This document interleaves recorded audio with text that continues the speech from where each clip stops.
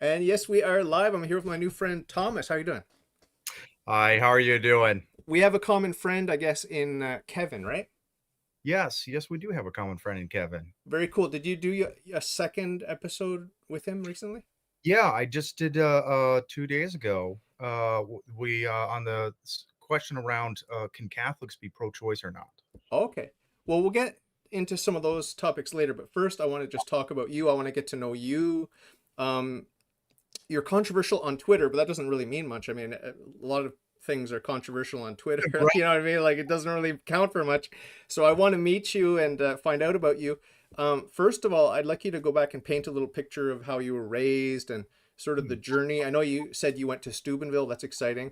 Yeah, Just paint a picture, some of the highlights of your journey in terms of your development, how you saw things. And I know you used to be a bit right leaning maybe, and then you went the other way or something like that. But just fill me in on the whole journey, okay? absolutely. So I'm the oldest of eight. I was raised in a very conservative Catholic family. So it was, cradle Catholic. All of my ancestors are, Catholic back to about 1,000 years or so until, you know, um, and so, Catholicism has always been something that was never kind of like a question in that sense, right? Like we're just like, this is who and what we are. And, growing up in a large household, right, that brings a lot of different dynamics to it.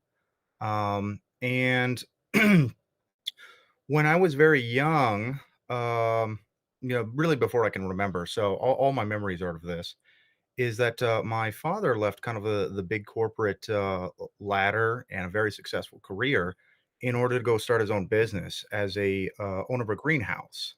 Wow. And so, some of my earliest memories are as like a little kid, with no shoes on, running through the snow out of my father's shop into the greenhouses in February where it's 70 degrees and you can, smell, spring and life and everything. Mhm. And so, I had a very unique and I would actually describe as a rather traditional upbringing. Um, and, we, as I like grew up, right, like we always went to mass every Sunday, religion was always very important, part of my life. Probably where I started to figure out kind of like sort of getting out of this bubble where it became more like kind of like self-conscious to myself is really my contact with my relatives. So, most of my relatives outside of the immediate family are basically all ex-Catholics. Cool. So on my father's side, they predominantly all converted from Catholicism to evangelical type Protestantism. On my mom's side, it was kind of agnostic, Buddhist, atheist, and Jewish is where that went. So, when it was kind of like coming into the world, right? Like kind of like realized very quickly that, religion, isn't something that's just like kind of a priori. And so I always had to like a lot of like from very young, I had to like really search into like my own like personal identity. Like, what am I? Like, how do I fit in here? Because the idea of like leaving the church or leaving Catholicism obviously was all around me. And I think one of those things where, I have a very early memory. I was about like six or so.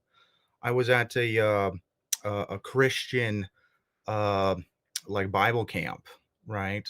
And uh, I remember just talking to everybody. Most of those people there were Protestant. It was kind of, I mean, they kind of accepted the Catholics a little bit, but I remember as a little kid, 6 years old, just kind of learning about theology, and then I broke down crying, right? And the the camp ministers came and wanted to talk to me and were like, what's wrong, little Tommy. And I was like, well, all of you are going to go to hell because you're not Catholic. And, that was like something that like was very conscious to my mind of just this realization that like, we're not one big happy family, right? Even though kind of on the surface and a lot of like human, connection and very very intimate in that way, is that religion had a profound cosmic uh, you know, uh, destiny for all of us, and that destiny wasn't the same for all of us. And so, as I grew up, I went to a private Catholic school for the first couple years. However, I was actually pulled out of, school basically because like my parents viewed the school as kind of both two things. One, they weren't helping me with my education, specifically in math. They weren't letting me go ahead. And then the other one was just kind of really simple is that they viewed the school as too liberal, right? It was too liberal of a Catholic school, which, if looking back down, kind of like back at to the situation, I mean, like, it was very conservative, you know. It says a lot more about my parents than it did the school. But so I was homeschooled then, up until 7th grade, and a lot of my siblings were kind of in and out. So it was kind of a tension of like, do we homeschool this kid or not this kid? I ended up being homeschooled the most. And I'm actually like really thankful that my family finally decided was like, well, like you have to go to school because like no matter how good or how much you love or you care or you work hard to educate your kid, um, you can't give them the socialization that they need to be successful in the world. And for my mother, that kind of like aha moment was we had a friend of ours who he got 1800 on the SAT, phenomenal, student, got accepted into I forget which university. Anyways, he got accepted, and within the first semester he had dropped out. And he never went back to college again. And that was kind of like sort of like the ultimate, case study of the problems of the whole homeschooling attitude. And that was like, well, here's this, because a lot of homeschoolers have like extraordinarily good, academic performance. I mean, they usually, whether it's reading and math or, history, science, whatever it is, they usually really outperform, public school kids. I mean, they just do. But when it comes to, being able to interact with people and make relationships and, which is kind of the basis of being able to go to a school and then eventually be able to have a job, right? We're not independent human beings, we're communal creatures. And so, when we segregate ourselves from society, right, we're really segregating ourselves from our own self because part of being human is part of being of the community. Those aren't, inseparable, concepts.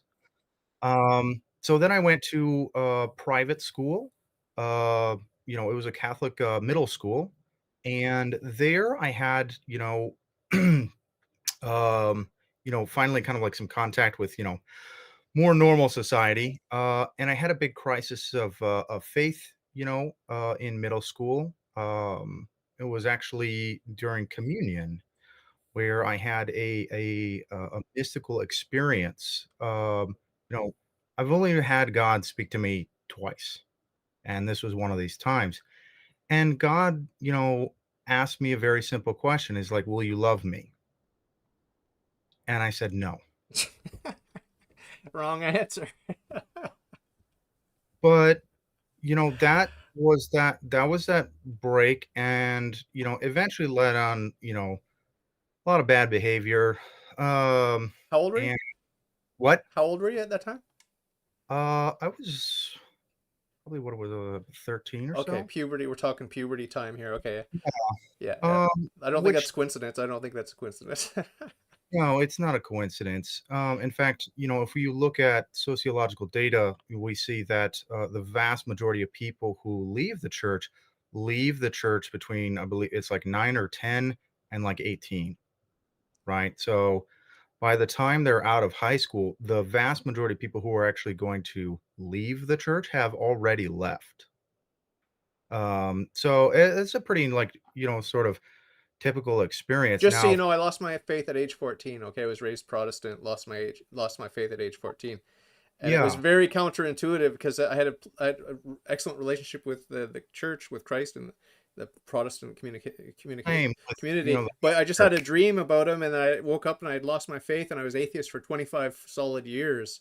And it was only philosophy that brought me back. But anyway, just so you know, we have something in common with losing the Yeah, faith there. that's a very common experience, and I think it's important to like realize, especially when we're dealing with, as a community, right, that we often try to compartmentalize like, well, they're just kids, right? And it's like, well, yes, they are just kids when they're 8 and 10. But like when you start to go through puberty, you're not just kids anymore. And people are asking of themselves very deep, serious questions about like, who am I and where do we go? What is the meaning of life? And I think this is one of those things that like, regardless of your perspectives, like you need to take seriously the youth, right? And like their ideas and to hear them. Just because they're short, right? And they don't know anything about the world because, as a kid, like, you're really ignorant, not in a bad way, but it's just like you just don't know. You haven't been here that long. And we l and also part of just, like, that need for, like, control, that desire to live in that sort of fantasy world of the childhood. We wanna hold on, as parents, but also as a society, right? Like, it's not just mom and dad who wants that.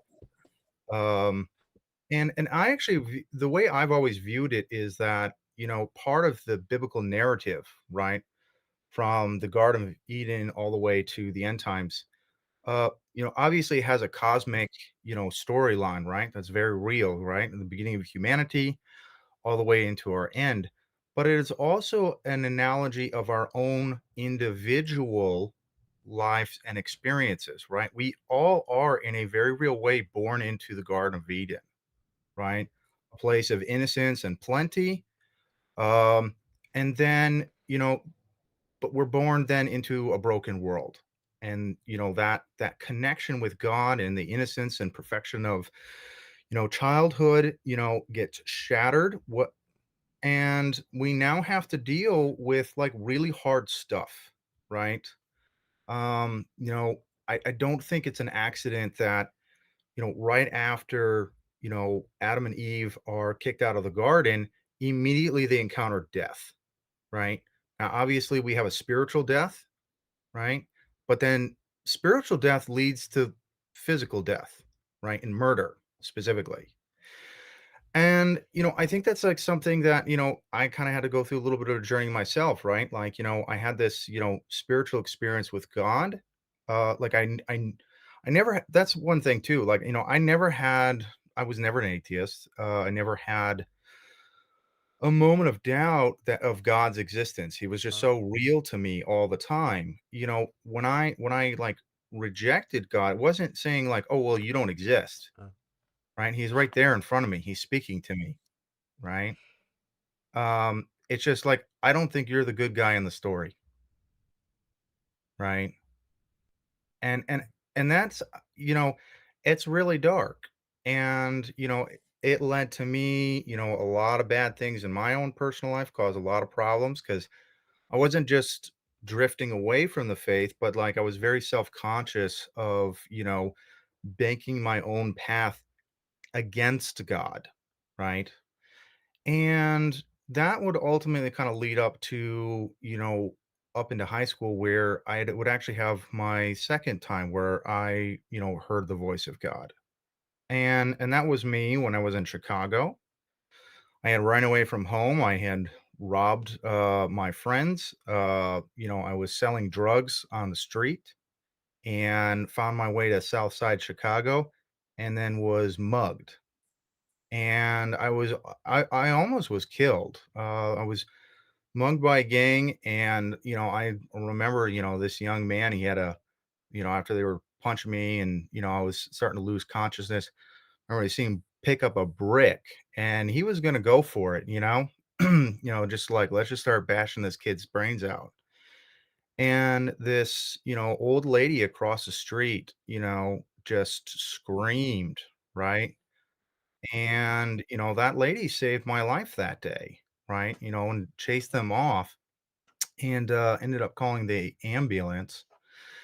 And I had just kind of like gotten up and I was sort of stumbling around, very not in it at all. And I was able to kind of get out to the road because I was in an alley. And then I got out to the road and I just fell over onto the grass. It was a beautiful day. Like, that was the thing. It was like just perfect, blue skies with those little perfect little speckled white, clouds up there and sunny. It was like 75 degrees. And I just like looked up into the sky and I heard the voice say, it's like, you are already dead. And I didn't really know what that meant.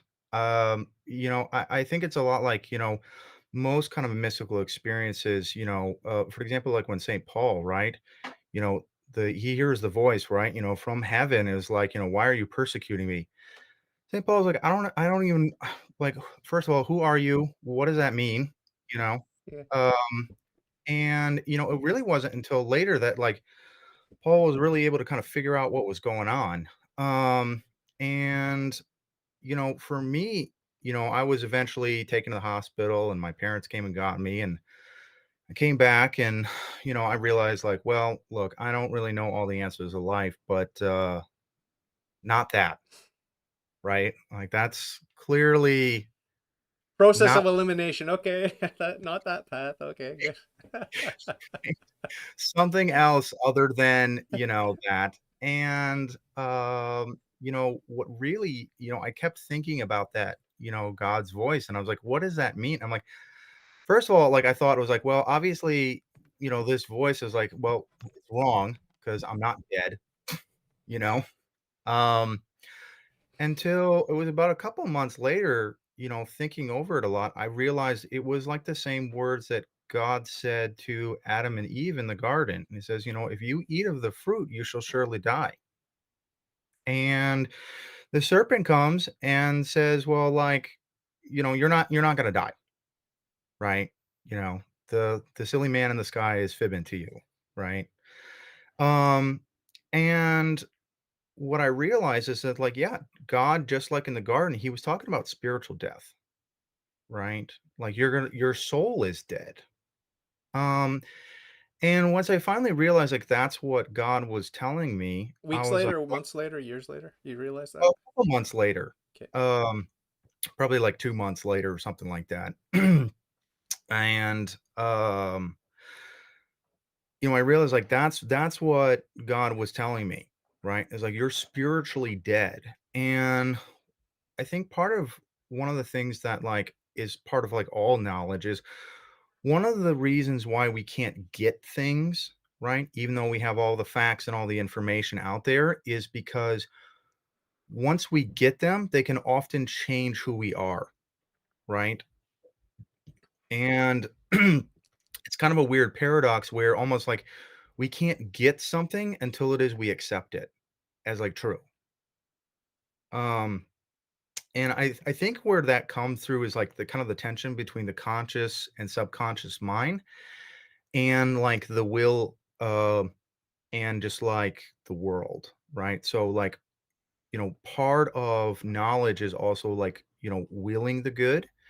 And this the subconscious mind starts to realize something, right? We're like, oh, we can feel it happening. And so our conscious mind, if we don't want to accept that, right, we kind of just suppress that concept. Right? And we're like, okay, that can't be true, or we won't get it until we're ready to be like, aha, that's really what that means. And then it just all kind of falls into place. And so that was a little bit for, what happened to me is that like I finally realized that's what God was talking about. And then also simultaneously at that same time was that like, well, I want to get undead, right? Um, and during this whole kind of time period, I was always a very good, theology student. I went to a very good, Catholic middle school and a very good, Catholic high school. And so we learned like a lot of theology, a lot. Um, we are so where I went to school was at right near Notre Dame. In fact, my high school that I went to was just literally across the street from Notre Dame.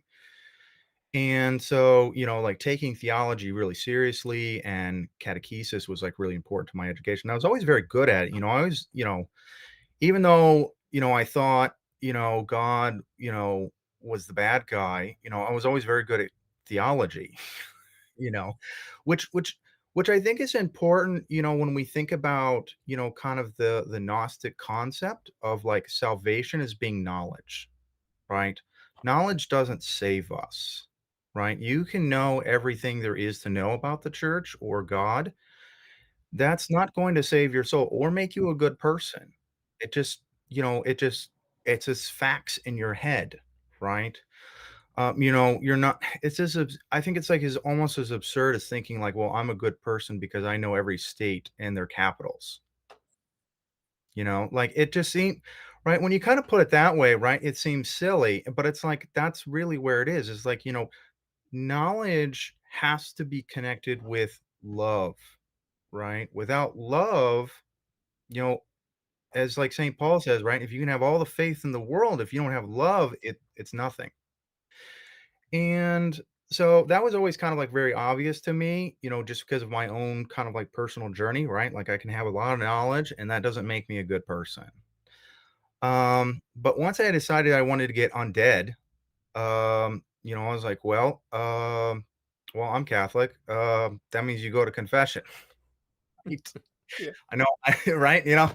That's what that's for. And so I went to confession and, it was a really powerful experience, right? Like, I knew I was still a sinner. I knew I was still broken. I had all of the, vices and habits towards, sin, but that weight of guilt, came off of me. But of course, being forgiven doesn't mean you're a saint either, right? And this is, I think, for me, was always, like, really important, in that contrast between, Catholicism and, Protestantism. Um, you know, like, I mean, I even remember just, like, just kind of that experience of, like, speaking and living, around Protestants is this idea of, like, well, they're always asking the question about, right, like, "Are you saved?"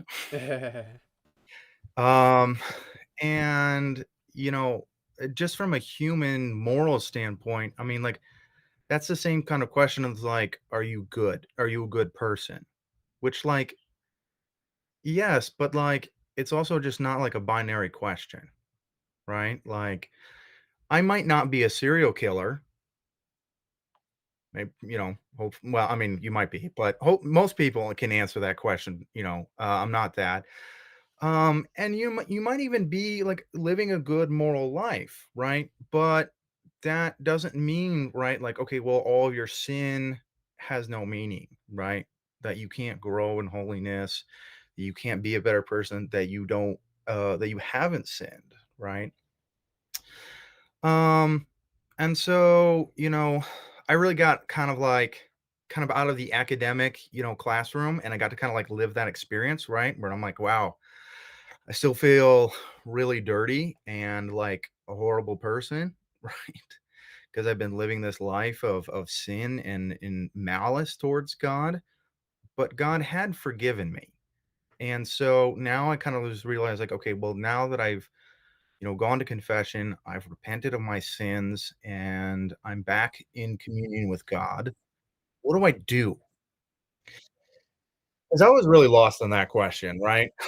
I'm just kinda like, well, I'm really happy that, I came to Jesus, but, as I think anybody who's gone through a major conversion, story, it's like, well, now what, right? You've accepted Jesus, like, well, Jesus said he's also the way, right? So what's the way? We wanna know, like, how do we do the way? And, I was just really lost, and, I just, like, honestly, I just, like, prayed to God and was like, "Well, you gotta help me out." Right? Because I don't know what I'm doing. If you want me to be a good person, you're gonna have to help me. And the next day, I had a friend of mine, who normally doesn't sit at like my lunchroom table, but he came over to my table and sat down. And I was like, how are you doing? And he's like, I really want you to come to this retreat with me. I know it's kind of like short notice. Um, it's tomorrow, and it's like for the whole weekend. And I said, uh, yeah. I mean, I told him, it's like, I gotta ask my mom, make sure it's all okay. But I was like, yeah, if I can, I'd totally love to come, because I just kind of like realized, like, okay, this is God's answer, you know. Kind of reminds me of that story of, like the man who was like stranded at sea, right? And he like Uh-huh. prays, like, God, come help me. And a man in the boat, comes and says, "Oh, you can come on my boat." And he's like, "Oh, no, no, no, no, don't worry. I prayed to God. He's gonna help me." you know, and it goes through all the different people who come. And it's like, yeah, that's how God's grace works in the world, right? When as Catholics, when we say, right, like we believe in the mediation of grace, you know, that's not just about praying to the saints, right? Mediation of grace comes through your parents and your friends and your family and your society, right? And so when God wants to speak to you, he speaks to you through people.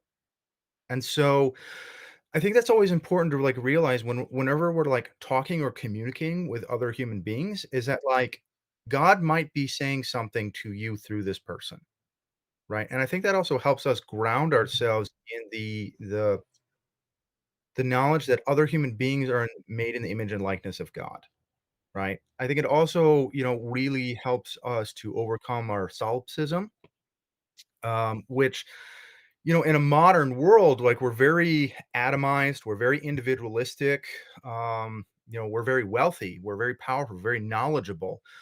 We can do so much without anyone's help.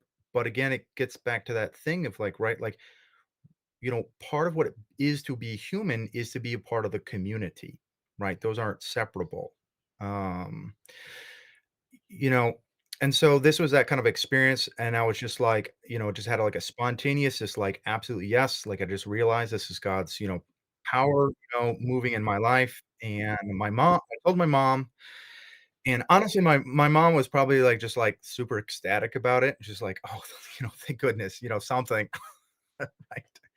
Our boy really needs some help. And so I went, and this retreat was called, and it was an Antioch retreat. So I don't know if anybody here has ever run into the Antioch youth group. It's kind of uh, a loose affiliation. They're not super big, but it's basically kind of, well, it comes out of Franciscan University. So the people who run Antioch, it was founded by people who were from Franciscan University. Um, and it's a very hybridized kind of spirituality between like charismatic Catholicism and like kind of like traditional Catholicism. It's sort of a hybrid of the two. So went there, had a really amazing experience, became really devoted to this youth group. I started going to all of their activities, um, and that was kind of like where I was able to answer kind of like a really pertinent question that I really had in my mind. So, one of the things that, ended up leading me towards traditionalism was this eternal begging question. So, since I was raised in such a Catholic environment, I had a really big struggle and question of like, okay, if Catholicism is true or it matters, right, then it must change people, right? So if there's something real, then it must have an effect, right? If there's no effect, then the thing isn't real, you know? And my problem was through my personal subjective experience is I couldn't tell the difference between, my hundreds of Catholic, student, student mates and secular people. They're like, well, they just seem the same. So like what gives? right? And my experience at, the Antioch youth group, my answer basically was, well, it's because we're doing Catholicism wrong, right? The reason that there seems to be no effect, or I would probably now properly, the secularization of Catholics, right? That is caused by doing Catholicism wrong, right? And here was a serious and radical way of doing faith. Um, and that was just really moving to me. And so I got very attached to that. And I eventually ended up starting dating this girl. We then, broke up eventually, but that was kind of like my first like really serious, but that was like in the connection to that, youth group. And then eventually I went up and graduated, and I went to Michigan State University. And I had a really negative experience when I went to Michigan State University. One was just it was a big culture shock of just like, I had lived in this Catholic bubble for 18 years, and now I was exposed to a very non-Catholic world. And what was really hard for me was the realization that this wasn't some like another bubble that I had gone to. I'm like, no, this is America. This is like I'm in the bubble, right? Like the world has moved way past this, right? Um, and I just didn't know how to cope with that, deal with that. And it's during that kind of time it's really kind of like ramped up a lot of my radicalization as a Catholic. I started being less concerned and interested in more of the charismatic components that I had kind of been, brought into as in high school, and really leaning more into the traditionalist way of thinking. I started going to a local parish at MSU, very liberal parish, you know? Really didn't like that, wasn't connecting with people, and then I ran into, the trends that were on campus, and that's when I got introduced to, the Latin Mass, and I started going there and spending time with those people. But overall, it was just really hard experience for me, and I also was just kind of, like, really questioning of, like, where am I in the world? Like, what is my purpose, you know? And so I ended up actually that summer moving in with a good priest friend of mine. Mhm. So I lived with him during the summer, and the reason I had moved in with him was because I was thinking of going to the seminary, and so I had talked to this priest friend of mine. He was like my confessor, in high school. And, basically, I was talking to him like, I'm thinking about the priesthood. And, I talked to my parents about it, my friends, and basically decided like, well, what's the best way to find out if like priestly life is for you than to go live with a priest? And, my priest friend, he was super on board with this. So I went and lived with him during the summer. And during that time period, I got to do all the priest stuff. We went to mass every day. We'd go out of the baptisms and the weddings and the council meetings and everything the priest does, right?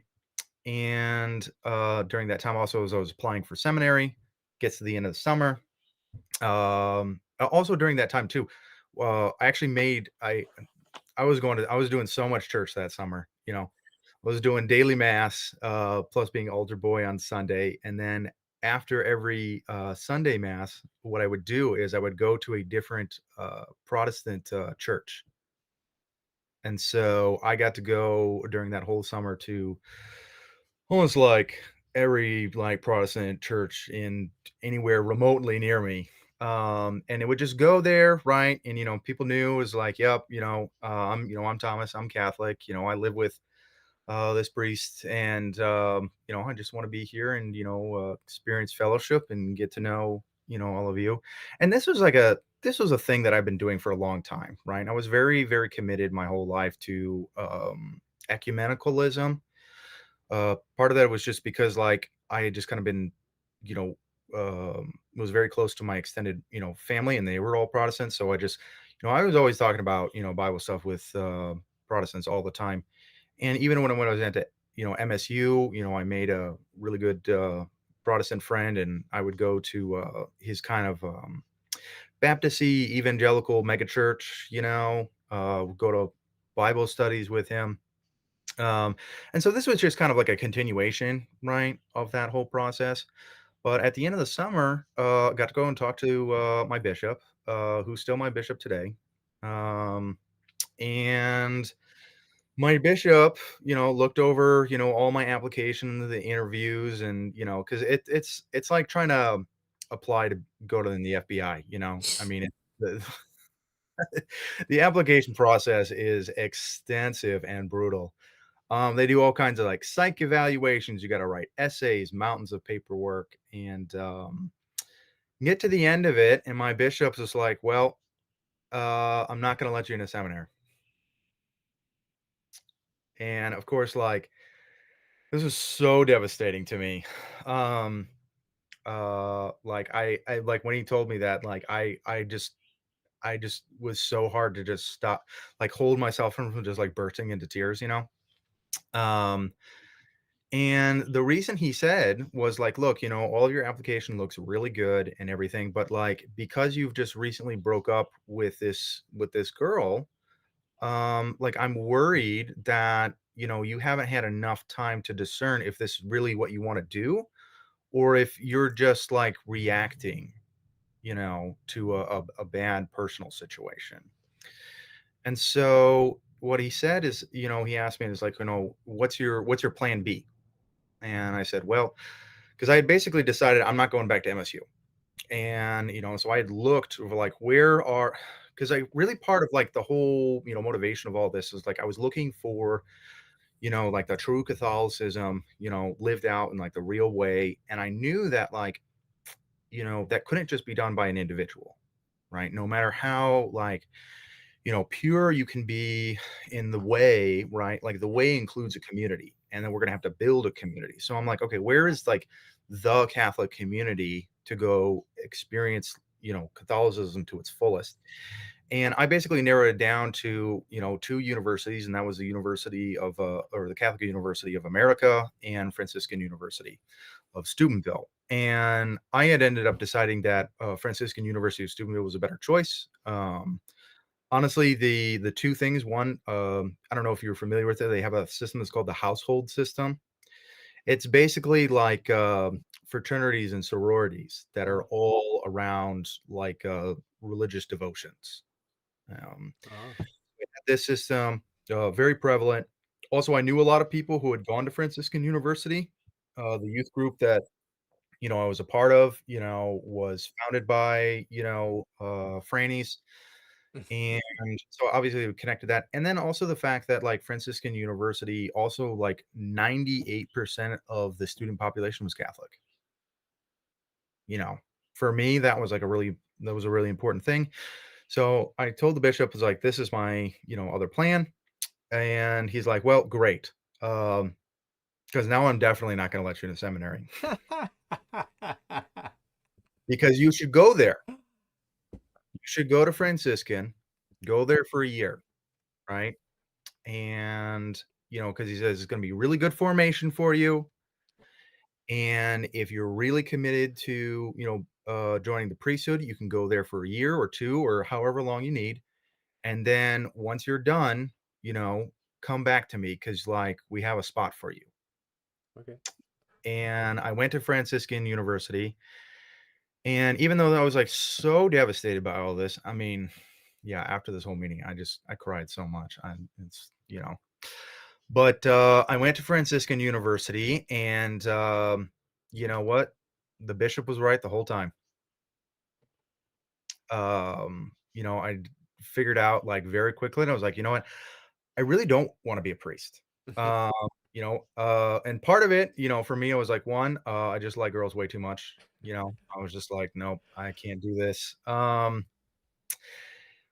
so I started going to Franciscan University. I was, kinda showed up and I was, kinda Mr. Super Trad here. And I remember this.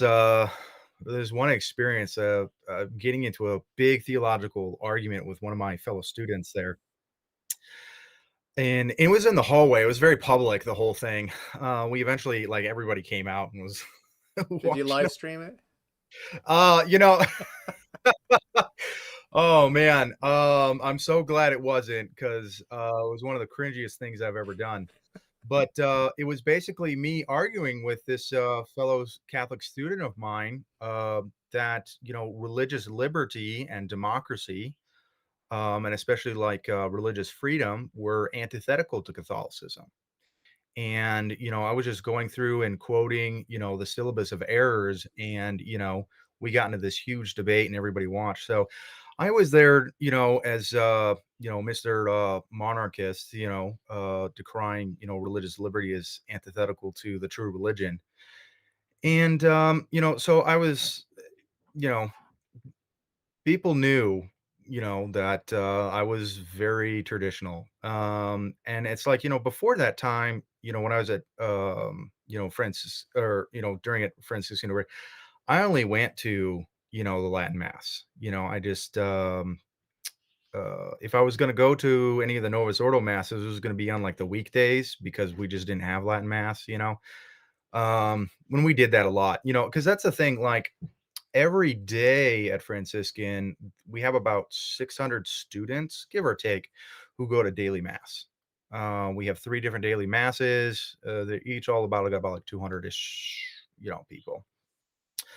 Um, you know, uh, and be and like being there, I was studying economics. That's what I ended up choosing, and like all the time, because it was Franciscan University, right? Like we had theological debates like all the time, right? I mean, and of course, I was typical Franny, out there, smoking my cigar, around the tables, and we're all, all the men in our beards and flannel, smoking cigars, talking about philosophy and theology.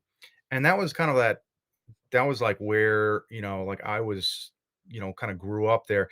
And I don't think there was any time period where I stopped, like it was like a aha moment of like when I stopped being traditionalist. It wasn't just like I woke up one day and I was like, you know what? The trads are all wrong. But rather it was like a slow kind of evolutionary process, right? Where I just started kind of like realizing some of the more extreme components of traditionalism, like, well, that one doesn't seem legit, and that one doesn't seem right. And it slowly where I just became more of like just very conservative Catholic. I ended up, after university, um, I ended up going to actually Tanzania is where I ended up eventually going.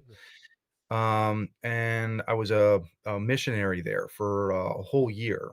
Um, and there, it was a little village called Mutawumbu in Tanzania. It's right next to Ngorongoro crater, or as probably most people know it, it's you ever seen Lion King, right? And you got that's where I lived, Okay. right, quite right next to there. And, there we were in charge of, like, the I lived with the priest there, and we had a nunnery that was attached, as well, and we had a little hospital. It's a hospital, it's a Tanzanian hospital. Here in the United States, it would barely qualify as a clinic, but, that's what we called it. Um, and then we had a vocational school, which was actually the main kind of evangelical work that we did there. It was a vocational school for young girls, and it was a boarding school, and it was specifically for the Maasai people. Do you know anything about the Maasai? You've probably, I just watched a documentary. It has nothing to do with you about the different languages and people groups in Tanzania. It's fascinating. But I think the yeah, Maasai are they the ones who do that dance? yes, Yeah, the yeah, one yeah, who does yeah, the jumping dance. That's yeah, right. yeah. I've done the jumping dance. Nice. Um, So, the Maasai are a monotheistic people. They have Oh, a prophet that came to them about historical records are a little fuzzy, but Joseph Smith or no. just kidding. Um, but it was about 500 years ago, give or take. Wow. It's a little fuzzy because, like the traditional Maasai society, they don't have writing, right? So it's a little, but about 500-ish years ago, there was a prophet that came to the Maasai, and he basically had a vision on top of one of the mountains where God spoke to him. And, he kind of came down from the mountain and explained, how to worship the one true God. And, it's very kind of like Moses-esque, the whole thing, right? Um, and I don't know, because part of it is like it is a secretive religion, right? So um it's really hard to get the Maasai to talk to you about it. It's just kind of like that's and so I can't really explain a lot of the theology of it because like they don't explain a lot of the theology of it. But yeah, for the most part, most of it revolves around a couple feasts during the year, especially connected with the migration because the Maasai are nomads. They're nomadic people. They're pastoralists, and so they travel hundreds of miles every year through the Serengeti. They Oh. found all the zebras and I just watched Primal Survivor this season. He went through to the Serengeti. Do you know yep. Primal Survivor? No, I don't. Hazen Odell, you should check it out. This past Okay. season, he went to Africa. It's pretty interesting. Yeah, Okay, yeah. he saw that big migration of all the animals that come to the Serengeti. Yeah. It's amazing. Um, so so yeah, they migrate, and if they're a warrior culture, so every man is a soldier as part of like a universal like militia that all of them, Are they are tall? Like they as tall as you yeah, are, or taller? They're tall, eh? they're freakishly tall. Okay. It's you know, That's, like, probably one of the first things that you notice about them. We actually do have, like so by their own tradition, they believe they're descendant of one people, right? Like, they're all, one, biological family. Of course, we actually do have, like, modern genetics that determines they're really not. They're actually a conglomeration of probably 6 to 8 different tribal groups that all kinda came together. Um, but, they have a very strong culture. I mean, they all wear, the Maasai garb. They all got the little staff mallet. They use, it's for killing people. Um, and they all have their swords. They don't carry around their guns, but they do like their guns. You won't see them usually, but if you make the Maasai mad, I mean, they have lots of guns stashed away. In fact, actually, the village where I was at, about 4 or 5 years before I was there, there was a small genocide that actually occurred between the village people and the Maasai, where the Maasai were coming in because as pastoralists, their notion of property. With agriculture, this is a struggle as old as time. I mean, thousands of years we've had this struggle where the nomads have one concept of property ownership, and the agriculturalists have a very different idea. And there was the Maasai came in with their cattle and started eating the crops of some of these villagers because they believed that it was like on their land.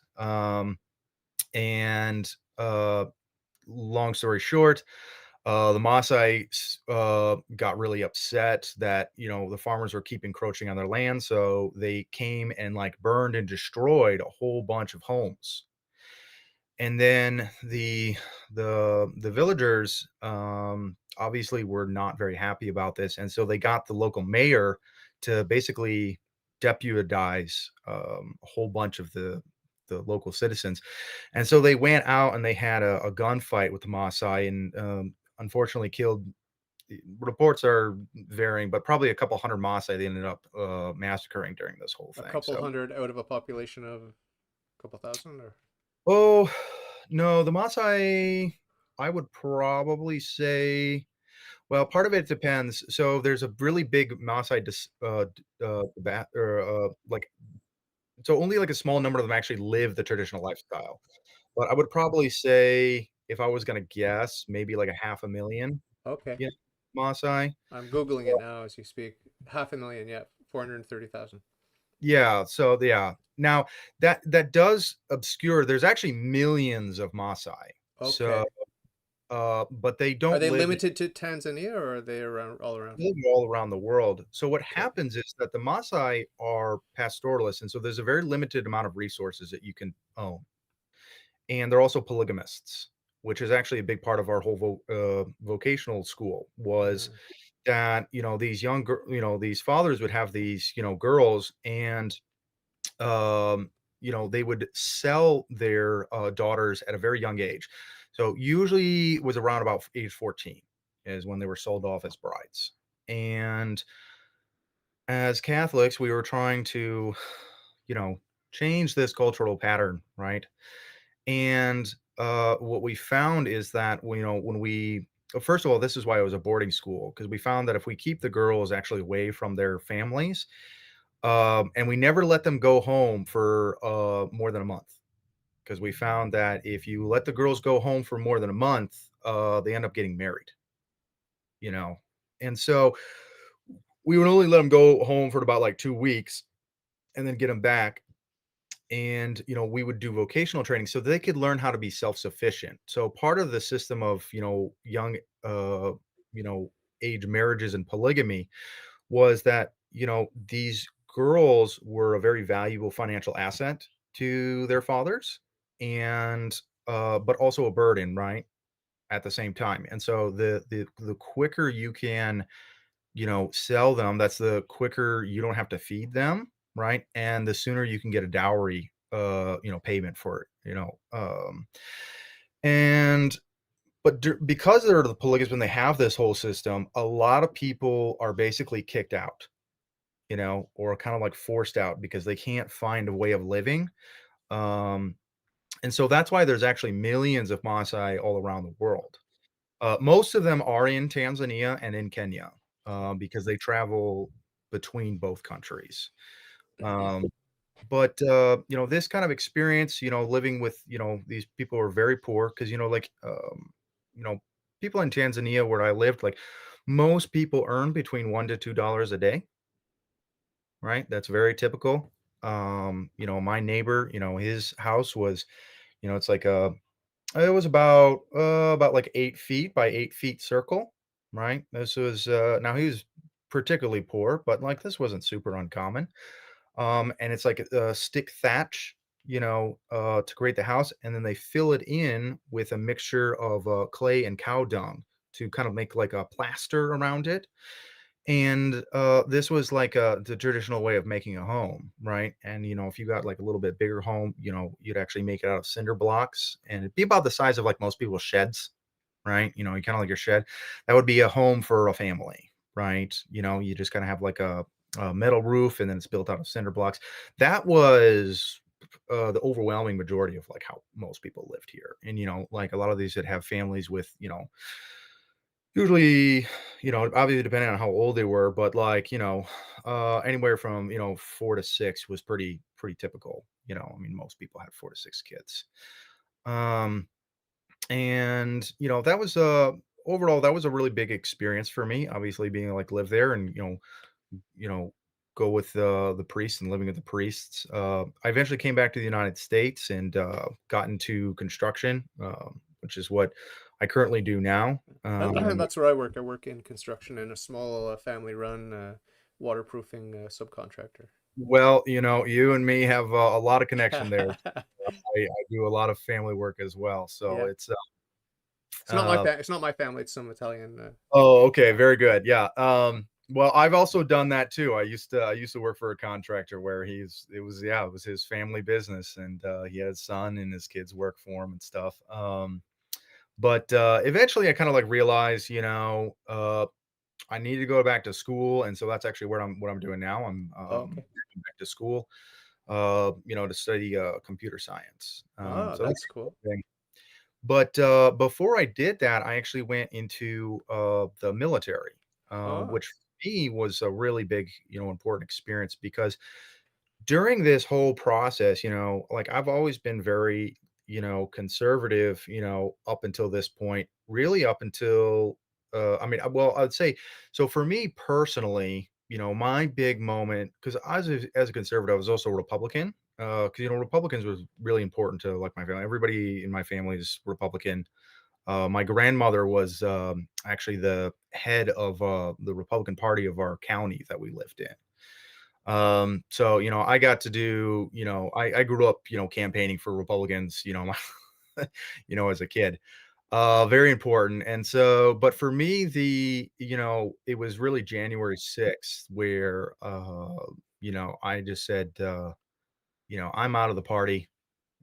I'm still a conservative, but like the party, I'm done. I draw the line at treason. That was it. I've been a lifelong committed Republican, and that was for me. Uh, and then I joined the military. And that's really where I became a progressive. For me, it was my experience in the military that pushed me over, especially, reading several books. So I read a book it's called On Killing. It really changed my whole world view. Um, and that's a book that's basically uh, explains the history and the science of how people kill. Mm. And it's a mandatory, book for officers in West Point. I forget which school exactly. But it's when you're going through basic, they had about like 15 books you were allowed to read. You and most of them were various forms of like fiction, like kind of like historical fiction type stuff.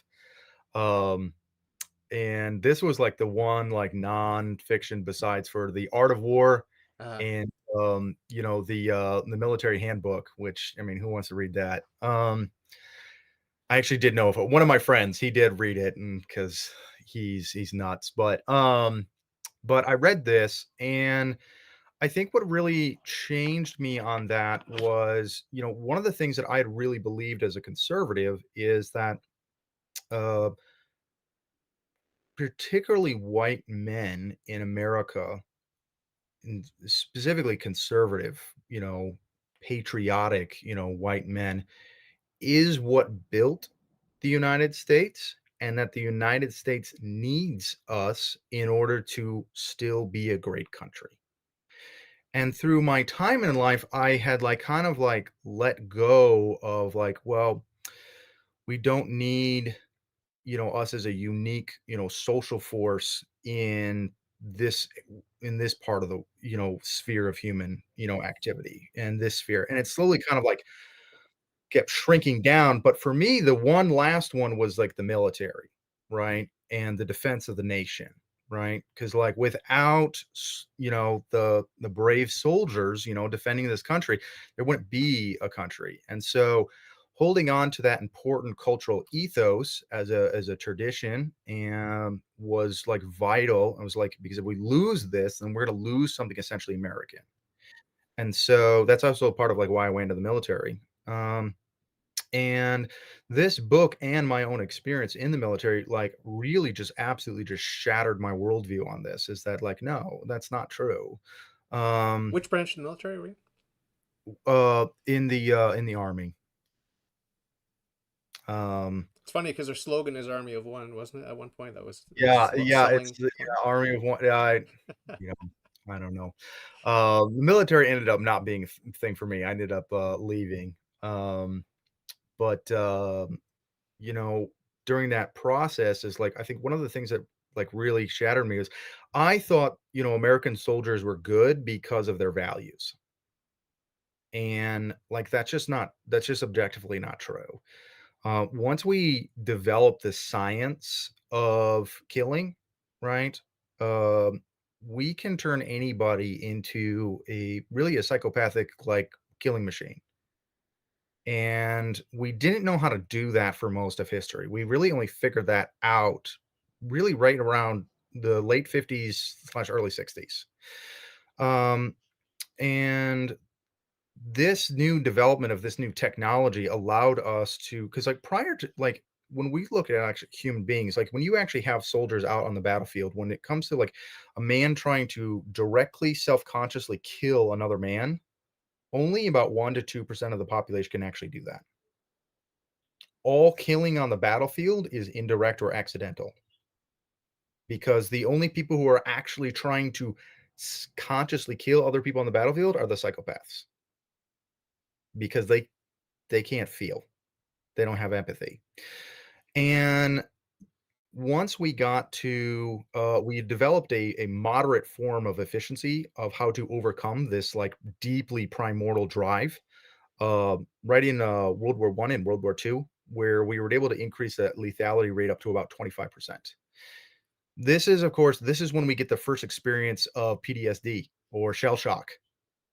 Shell shock is actually a psychological phenomenon of when we force people to kill who don't normally would have the capacity to kill. And that trauma, right, of overriding those deep primordial, defense mechanisms in our brain shatters the brain, right? Like we break it. Um, and once we got up to the Korean War, we had gotten that up to about 50%. Um, and the real unlock potential was when we got to Vietnam. We cracked the code, and we can turn anybody anywhere for any reason. We can turn your grandma into a mass murderer if we want to, and we don't need to ask her permission. Like we can force her to do this. And this is what happened during the Vietnam War, where we got that lethality rate up to about 99%. And it's also why, like, the casualty ratios between American soldiers and the Vietnam was like, I forget exactly, it's like what, 1 to 30 or 1 to 50. It's the numbers are like ridiculous. And the reason for that is because we were just taking young boys, and they're just like, "Yep, you are now going to kill 10 people, whether you want to or not." Because we figured out how to brainwash people into doing these horrific acts. And it's also when we lost, at the same time in our own culture, it's when we lost like that traditional respect of the soldier. And really what that is there was a broken of the social contract. Because prior to this, going and serving in the military was a like uh it was an honorable thing, because like one, if you weren't a psychopath, like the army couldn't make you do something that violated your own conscience, right? And that also the men who went off to these wars also weren't like permanently changed, right?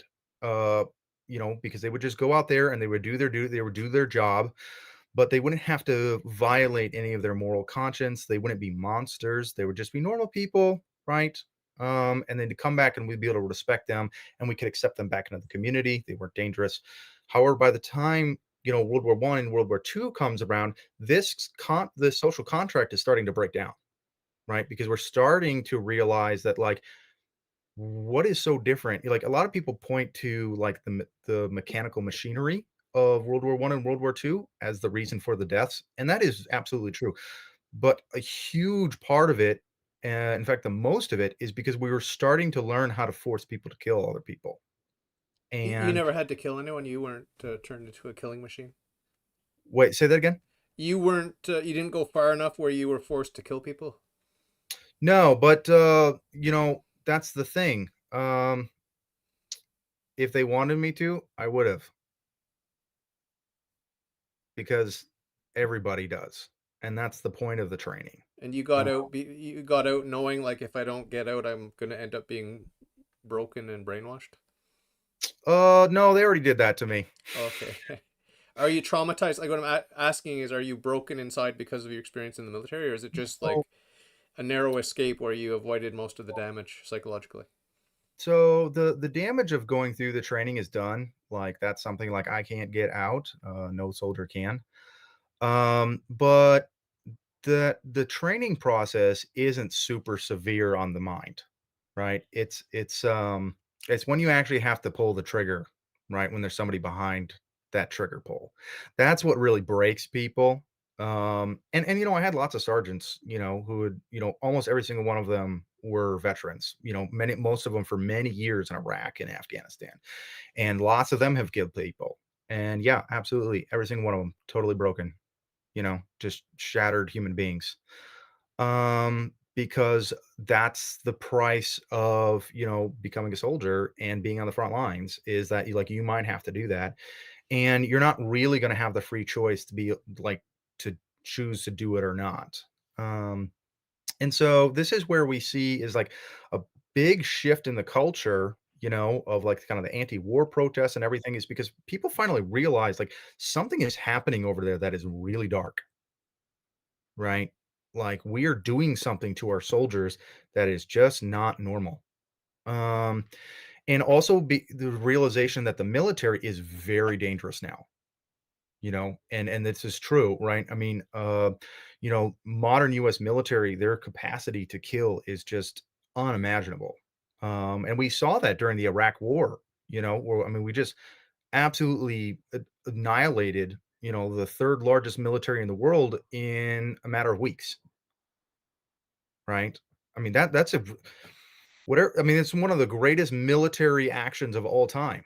I mean, it was so unbelievably successful. The combination of technology and our technology of the human mind just allowed us to be able to just unleash like unimaginable destruction. And so what for me as a conservative, what really was important about all of this is that like, oh, well, patriotism, nationalism, that's not an important value. We don't need that. We can change any human being into a military asset. And so there's no need for virtue anymore. Virtue is dead because like we have something better, Mm. you know. The patriotic armies, of the Civil War, were vastly inferior to a modern, militaries. And we see this whenever, like, militaries who've gone through full lethality training, when they fight armies that aren't, I mean, it's never equal. I mean, it's just absolute massacre. And this is, of course, too, why just like generally why we have such hostility towards the military, and fear and concern about it, because like they really are very dangerous. Um, and for me, that was kind of like the breaking point into becoming a progressive. Because I was like, wow, there is no unique cultural or social purpose for like the white man. Right? The white man has no unique claim on the excellence of America, right? In fact, not only is that, but like the fact that he continued to try to assert some sort of unique claim over the culture, right, is itself a problem because he's no longer adding any social benefit.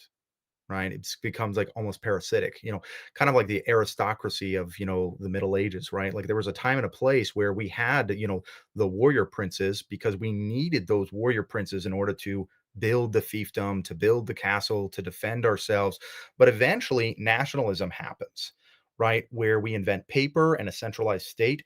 And now those same aristocratic lords that served the foundation of building society, now we're parasites on society and actually holding society back and destroying society because we had a new system.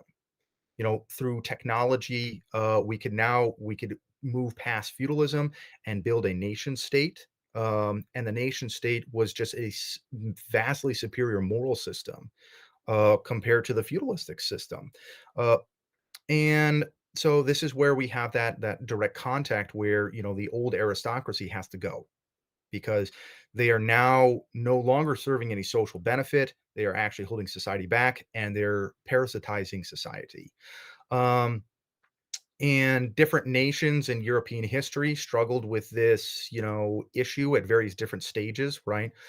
Um, and in fact, that's kind of actually how I see is that evolution from, an aristocracy into democracy, right? Which also includes nationalism. Um, is that, there's three primary like routes or channels in order to achieve this transformation out of a medieval social structure. And that is like the by conception, which is the American way, right? Have you ever read Tocqueville's on America? Oh yeah, you gotta read it. I think everybody should who's like has serious concerns and questions about like what is the nature of democracy and the modern world and why is modernity so different than the past? For him, it was inevitable, right? It was an inevitable, consequence of society, and he actually predicts communism before it even happens, Alex and Henry, yeah, Alexis Henry. Okay, I'll check it out. I'll see if I can get it cheap on yeah, Amazon. yeah, well, Democracy in America. Democracy in America. yeah, Okay. it's one of the best, pieces of literature written of all time. Um, if you wanna understand America, there's no better way to understand America than listening to a French aristocrat from 1840, 13 and bucks. It's a bit expensive. 13 bucks. Oh, I can get it for 10 bucks. Okay. okay. You probably could get a free digital copy. It Okay. probably is. There's probably a PDF of it out Open there. source somewhere. Okay, I'll check that out. Yeah, Yeah. but, for him is that he says, like, the problem, he was trying to explain is, like, explain democracy to Europeans. 1,000 pages, the book. This book. Yeah, it's the real deal. Yeah. I'll I buy like it. I'll to buy read it for 13 bucks. Screw it. okay. Because really it's the story of, like, how the modern world came to be and why it had to be this way. Would he be Um, considered now left, right, center? What? so just kind of like realistically, like, Tocqueville is the true embodiment of a conservative, Okay. you know? He is as conservative gets. And his whole central theory is, right, like, because all conservatives fundamentally agree with progressive values, right? We want an equal progressive society. Um, and that's something that we've often kind of forgotten is that because, like, today, conservative really often describes what we'd actually properly call as reactionaries because these people aren't trying to conserve anything. They're trying to, rebel against the status quo and redo society from the ground up. It's a very radical anarchical system, and so it's not trying to conserve anything or channel anything in any direction, right? It's revolutionary in its outlook. And so most conservatives who would claim that like that's actually what they are. No, Tocqueville is a real conservative where he accepts like he is the embodiment of privilege of from the old aristocratic system. And he fundamentally accepts that like democracy must happen, right? That freedom must happen. It's And he funny. I goes just through was reading an excerpt of the Funk and Wagnall's encyclopedia. My wife has a full set, and I don't know why I stumbled upon this one article, but yeah, it talked about the Progressive Republican Party, which is an early party in the States. yeah. Have you heard about that?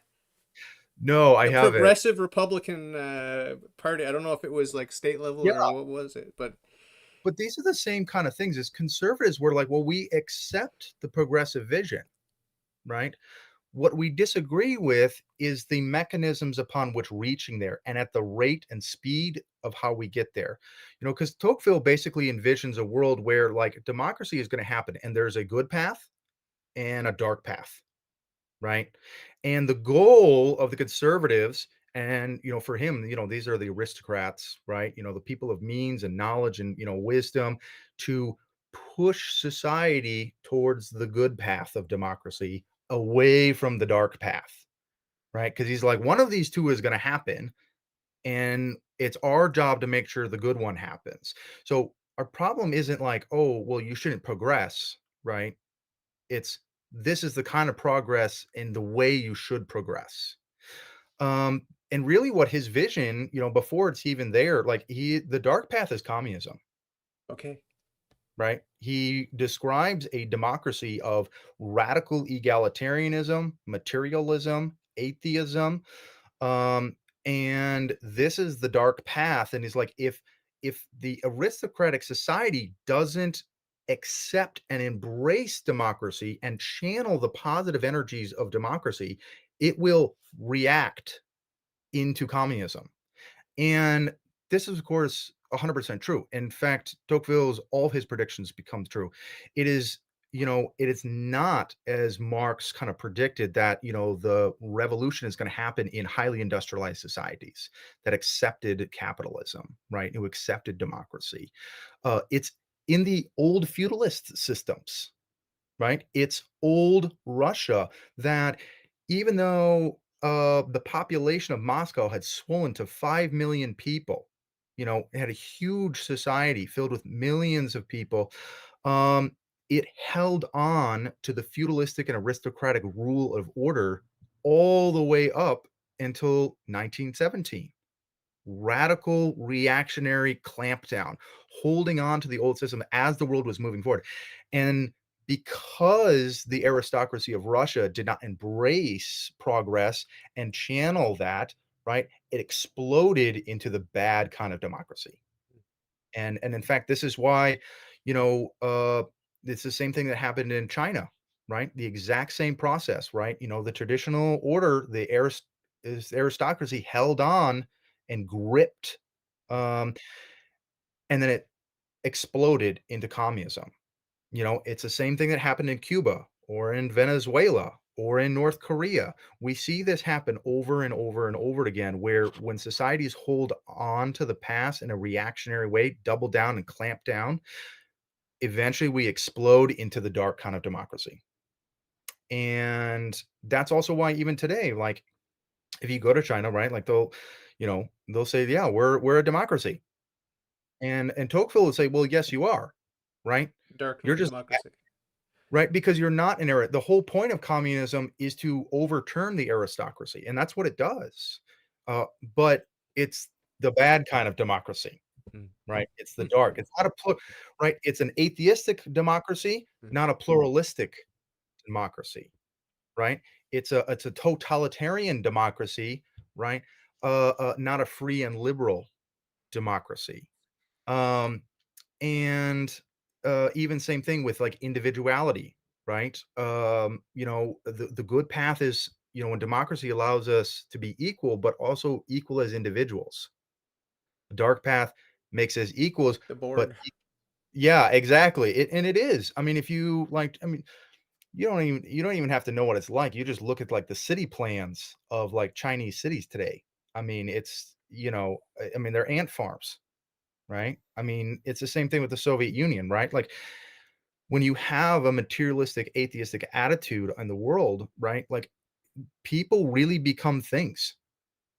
I mean, that's the other thing too, is like they're very serious about that. Like for them, it's not some abstract, oh, like we should like improve the conditions of the poor. It's like, no, we need to like eliminate all categories of morality, right? Demoralize, yeah. Yeah, it was, because that moral system, right, for them as they identify that with the aristocracy and oppression, right? And so this is for me in like in a certain way, like even though I am, a progressive, a lot of the reasons I became progressive is because I kind of essentially saw that like the conservative, goals had kind of run out. Did you know Um, that our party up here in Canada used to be called the Progressive Conservative Party? That's what the Conservative yeah, Party was called, the Progressive Conservative Party. I think they changed their name. I think they may have changed their name. I don't follow Canadian politics at all, mhm, but yeah. interesting juxtaposition. So maybe you identify as a progressive conservative yourself. Well, in a sense, yes. Yeah. Because, for me, like the main issue with the conservatism, White knuckle is conservatism. well, the for me was the big issue is that we could never properly address or answer the question about uh sex and race. How do we deal with those when we're trying to conserve and build a social order? How do we answer the question around race and sex relationships? And conservatives basically never had a good answer to that. And I think this is where that system kind of eventually we had to like let it go fully. But in a sense, like I'm still very conservative in my outlook. And because for me, being a progressive is like this being a progressive is what is best for building strong, stable families. It's what is best for creating a strong, stable culture. It's what order towards building a strong and stable like community life.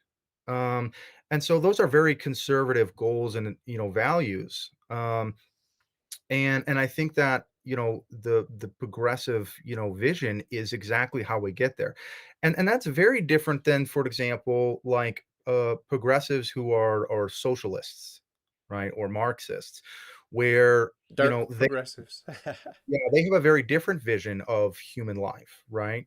And for me, I see that like it's the progressive movement who have always saved capitalism. We've always saved democracy, and that's really in that whole tradition of the Tocqueville, right? Is stop trying to resist change at all costs, but like accepting these changes and channeling them towards the good way, right? Have you heard people today, some conservatives or whatever you want to call them, right wing people, are starting to realize that they're old school liberals? Have you heard people make that connection? Uh, Yeah. Classical Well, liberal, they're sort of re-embracing that.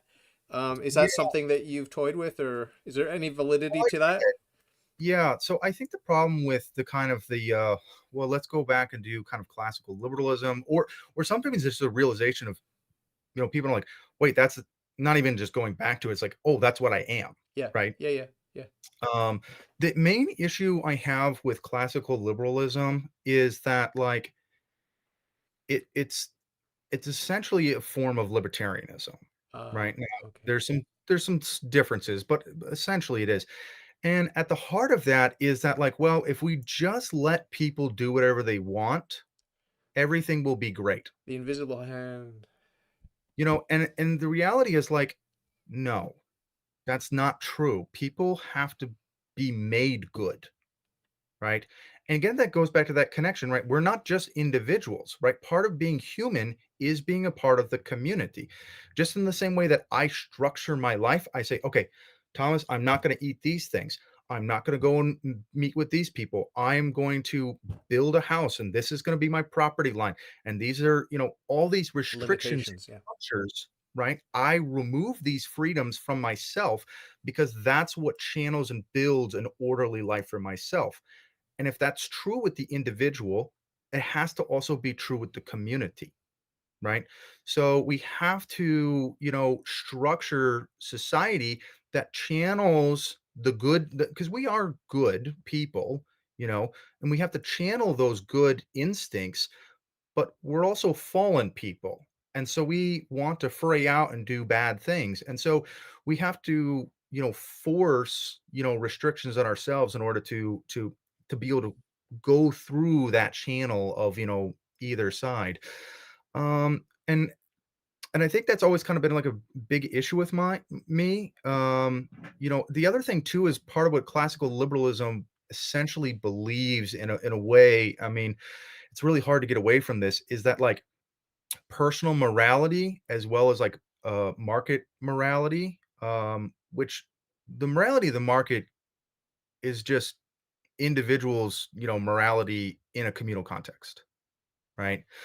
When I make, like, I can make bad financial choices in my own personal life, right? I can go and blow money and buy silly things, or I can just, hoard money away, and maybe, I do need to spend money, and but I can't, I just want to hold on to it. And so those are things where like there are prudent things, but also there are like more specifically moral things, right? Like if I, don't share food with my guests, right? My guests come over and I'm like, well, I'm going to have to charge you, $17.52 for that steak and potatoes that I gave you. Like, that is obviously not going to be a good way to build a moral relationship with people. And so why do we then pretend that in all interactions that same system then applies to everyone else, right? And obviously for some things it is important, right? So if I was going to come over to your house and like, redo the electric at your house as your friend, I would be like, well, hey, like you need to give me, whatever number of dollars in order to make it like a just transaction where like I'm not just wasting all of my time and energy. And so, those are important things. But the other thing with the classical liberalism, I think, is also just again at that base value is that, if we just let people do whatever they wanted, everything will be great. And all I have to say is try that on some toddlers and get back to me about whether that's the foundation of human nature. Yeah. Is there any litmus test? Like, okay, let's say you want to get to know where someone is, and I know this is maybe pigeonholing, but people do it on the internet all the time, as I'm sure you're aware. But if you were curious in real life, to sort of pigeonhole someone, for lack of a better word, just to find out roughly where they are, left, right, and whatever different axes on the, you've seen that stupid Mm. libertarian test, right, where there are two axes. Yeah. I landed dead center in the middle of that one on multiple occasions, but mainly it's because I'm indifferent and ignorant about a lot of political and Yeah. economic issues, right? Well, But what are some of the questions that you could ask me that would give you an impression like I lean yeah. this way or lean that way? Like, what are some general Well, things that are important to find out? I think part of the problem is a lot of our political and philosophical categories apply to a pre-1960 world. Okay. And that doesn't mean that those things are wrong, right? But that's the age of modernism, right? When we had a single grand narrative to explain, Mm. human life. And so a lot of times when we talk about these grand narratives, right, like those are appropriate for a world in the pre 1960. All issues and concerns we have really revolve around the issue that has broken the paradigm of the grand narrative and has brought us into the postmodern world. And that is the sexual revolution proper. And so for me, all people's worldviews comes from and flows through what they think about the issue of contraception. What your views on contraception are Wow. Okay. is what determines all of your worldview Wow. or will eventually determine all of your worldview. So if you work out whatever your first initial opinion on, contraception, all of your other opinions will eventually align in a very distinct, discrete category. I'm The against contraception, but my friend Nugloff Matt, he says to imply that categories were correct at one time but not another is evolutionism, which is a core tenet of modernism. So it's kind of ironic. He's sort of accusing you're you're missing the boat on postmodernism. Well, so, as a good postmodernist, I because I'm really actually I wouldn't describe myself as a postmodernist. I would describe myself as a meta-modernist, because I actually think postmodernism as a stage of, human thinking and society has already ended. That's something that was applicable, really to the world in 1960 to probably somewhere really up until about the internet. Because like the internet has created, like we are in a different state of mind. How we categorize and interact with the world is just Memes. fundamentally different. Memes. Memes, but it's also we have like one of the important tenets of like meta modernism is what we call like embracing the cringe, right? Yeah. Or accepting the paradox, right? And so like a great example of the paradox, right, is the trad who's online perpetually, making AI generated machine, images of of living a homesteader life. Uh, Right? And what this is these are these like fundamental paradoxes and we're bringing them together. And instead of trying to reconcile them, or in the postmodern, it's really about deconstructionism, right? Breaking apart those grand narratives. Like, well, here's the grand narrative, but what about this? What about this? What about this? And kind of like peeling back the process, like what, right? Like, well, who says, right? This is true, or what is their motive for saying this is true? What do they benefit from this being true? Like, where did this idea come from? Um, Not to but mention the bandwagon hopping. That's just predominant everywhere. well, so this is part of like where metamodernism kind of comes in, because like people can't live in deconstructionism forever. Right? You can't just start pulling apart your worldview and the worldviews of others forever, because we have to force ourselves to live in some kind of story. Right? Like we do have a narrative. That's how we live our lives. We have a story about who I am and where I live in the world. And yeah, of course, like the oldest and easiest way to find a narrative is just like, well, what does everyone else do? Right? What is their narrative? What's What's the their current story? thing? What's the current thing? Right? So you don't have to think about your own story, right? Like, because thinking of your own story is hard. And so you can just find someone else's story and then you can be a character in that Yeah. story. pick your narrative. There, like it's like a buffet.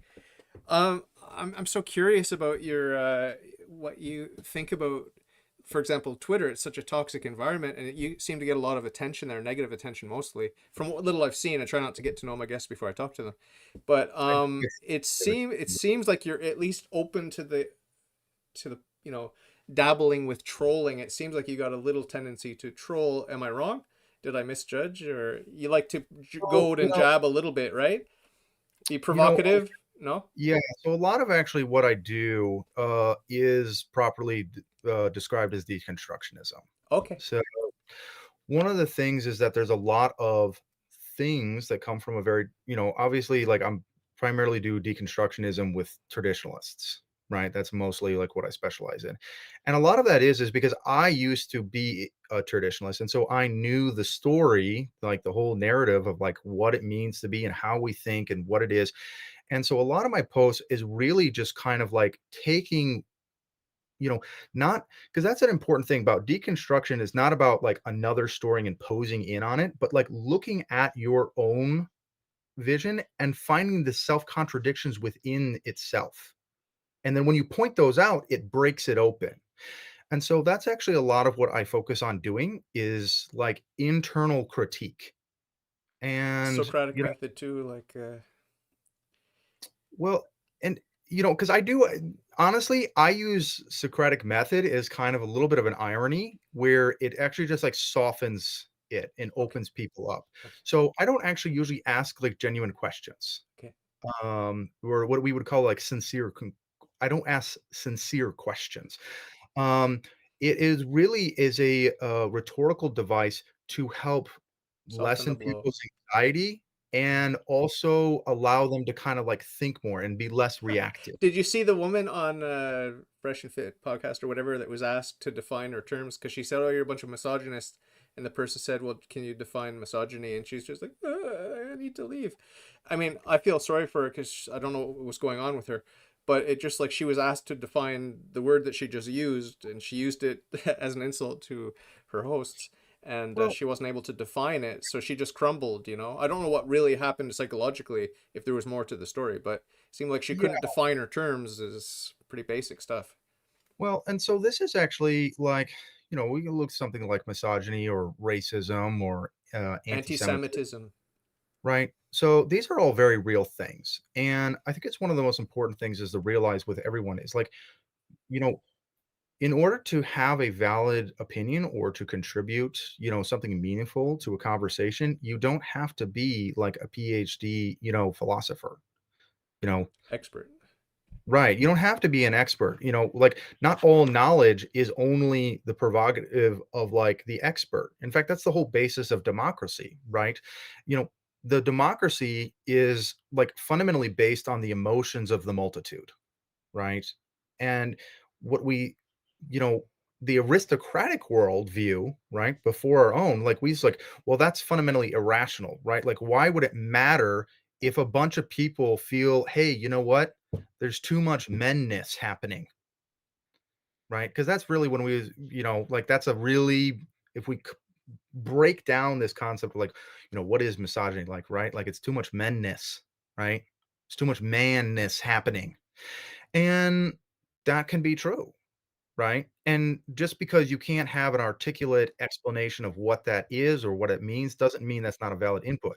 Now, I wouldn't base your worldview on one person's vote, right?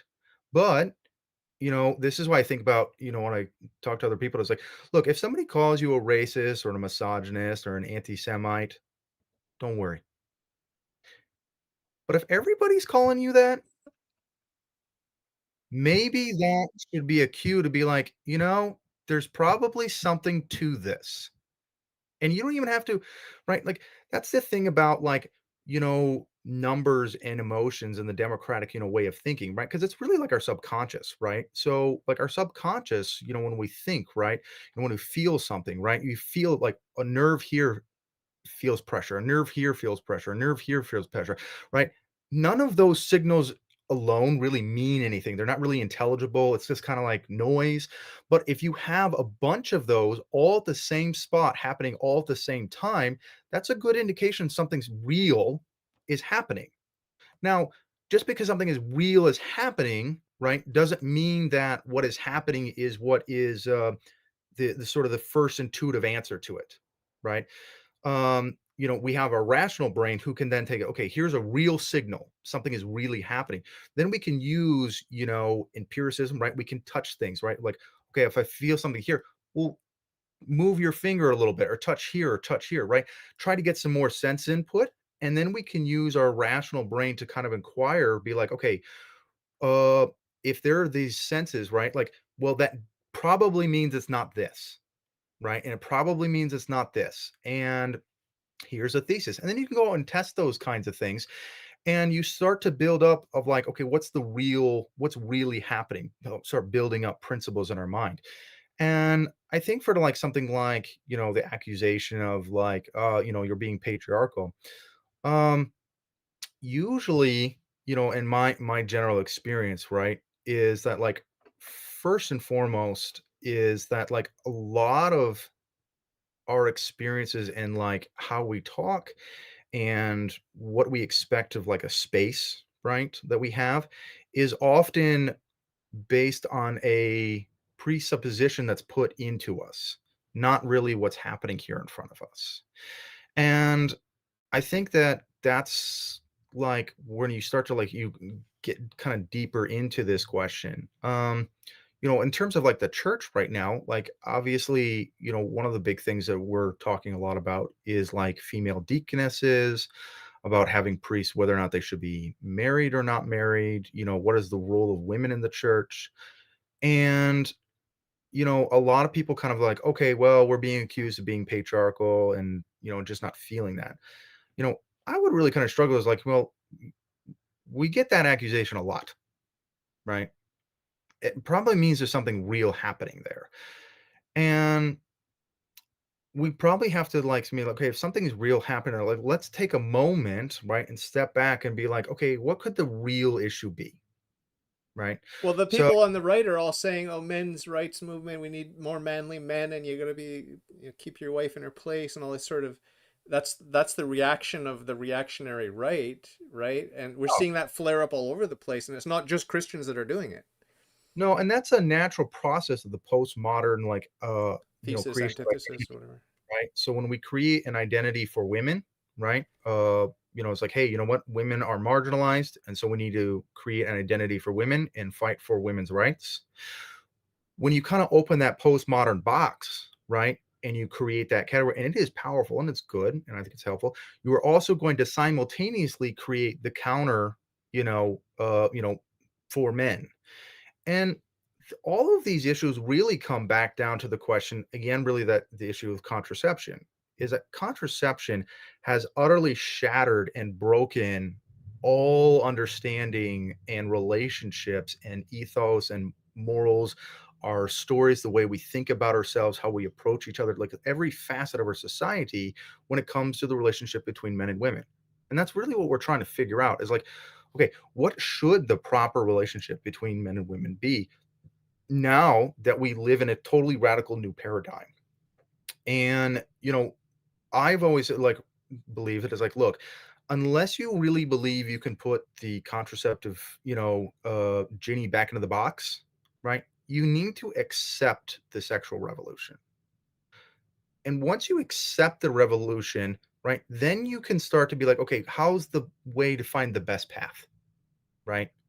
You know, is it, like this way? Is it this way? Right. But when we're constantly like, no, we have to put the genie back in the box. And I'm like, okay, if you want to do that, like, how do you do that? And my biggest concern that I have with people is that nobody has a good answer how to put the genie back in the box. Well, they're all reminiscent about the good old days, and they just talking about how you know th- these popes prior to 1958 were so That's wonderful, and fantasy, you know what I mean? fantasy then, It's a right? Like, fantasy world. It's a fantasy world. go read Lord of the Rings. And I don't mean that like unseriously. I really mean that. Like, fantasy is an important part of being a good human being, right? Like, and we have to find intriguing stories to indulge our passions and our romances, our, the world that wasn't, but we wish we could be there for a day, right? That's an important part of the human experience. The problem is that, when we try to make fantasy our identity and our world politics, right? Just in the same way that we all get that cringe when you see, like, people who want to, not just cosplay, once a month, but they're like, oh, like, I'm a Jedi, right? And like, I'm gonna, join this religion. Like, it seems kind of mentally ill, and kind of disturbed. And unfortunately, a lot of people think, well, okay, that's bad for, when they do it because they're lefties and weirdos, right? But it's okay when I indulge in my medieval romance fantasies, right? And go around LARPing on people as if I'm like, well, I'm Crusader Knight, 3221. Um, and it's like, okay, that's not a real identity. That's not a religion, right? Like, that's as weird as, like, people going around, in the streets being like, I'm a kitty cat, right? And I'm like, I'm bringing, the purr love to everyone, like, it's fucking weird, right? I mean, if you want to do fantasy, like, great, that's awesome. Like, I know I love for me, my fantasy world is, Star Trek, right? You know, aliens and space and stuff, but like, it's fantasy, and so I do it in a fantasy world, and I don't make it like my personal, like, worldview and identity, right? And so, that's unfortunate, and, of course, these fantasy worlds have always played a very important part in fascism, right? The whole fascist, worldview is based on what we call the mystical past, right? Which really is a story that we can conjure up in our mind about who and what we are or were, right? And then try to materialize that, mystical past into the current present, right? It's the same thing of like, who are the Aryans? The Aryans aren't real, right? Like, The Persians, aren't they? well, that's the thing is like we conglomerate, we take little pieces of like real history and then we create this thing that's just not real. You remember And Hitler wanted to design his architecture in a view to a few hundred years in the future when it would have been yeah, dilapidated. Like he had that romantic vision of the yeah. past, which is actually the future for him, but he saw into the future how it would be the past, and he wanted it to be very romantic. Well, and that's, he get that right from like looking at Roman, Yeah, ruins, right? yeah, I've been to Rome and like, look, I mean, it's cool. they're really powerful, those ruins, but those are things in the past. And I think it's another thing that's really important to realize. Like, when systems in the past are no longer with us, there's a reason, right? There's a reason the Romans aren't with us anymore. There's a reason, the medieval, knights and kings aren't with us anymore. And once you realize that, like, yes, there was a time and a place for that, right? But it's their own internal failings and like issues is what caused their extinction. And so, even if you wanted to take seriously, like, hey, you know what? I think, the medieval Catholics had like a really great thing going. I'm like, okay, let's take for a moment that you're able to like redo this all over again. Then you're just going to end up back here again. Right, right. Right? So repeating the thing of the past just leads you back to the present. And so the whole adventure becomes futile and, kind of pointless. The other thing too is it's deeply anti-Christian, right? So, you know, Christ came into time at a single moment, right? He didn't come at some magical time or arbitrary time, right? What we say is he came at the fullness of time, right? When humanity had finally achieved the philosophy and the science, the culture, the geopolitics, um, to be able to not only recognize the God man, right? Because we also like when Jesus came, they barely recognized him, right? They barely understood who he was. But they were just able to recognize him, right? Just enough. And they were just able enough to recognize him to actually get his message and then to be able to actually communicate that to others, right? If Christ had come earlier in time, right, Christianity would still be a small little sect, probably in like Egypt somewhere, you know. And so the salvific, power of Christ would have been limited and isolated. And so Christ came at a moment in time when humanity was ready for it. And this is also shows like this is what we talk about salvation history, right? History is on a trajectory. We came from somewhere. The mystical past is the Garden of Eden. And the thing is about the story about Garden of Eden, the point of the story is that an angel came with a sword and blocked our entrance. We can't go back. That's the whole point of the Christian message. Yes, we all have a mystical past, but you know what? It's gone and we can't get there because we sinned. And the future's brighter. The new paradise is better than the original paradise. So Exactly. And that's the thing is that salvation history has a positive trajectory, right? Because yes, the mystical past was beautiful. We sinned, so we can't have it anymore, but that's okay because we now have a new and different vision that have we you can heard explore. about the Catholic alt right? They have this Christian futurism that they're getting excited about now. Christian futurism. Not super specifically familiar with this. Okay, Good. well, I don't know exactly what it is, but it seems to be forward looking. But they're probably, you know, there's an admixture of the romantic fascism and all that. I think that's part of it, and Yeah.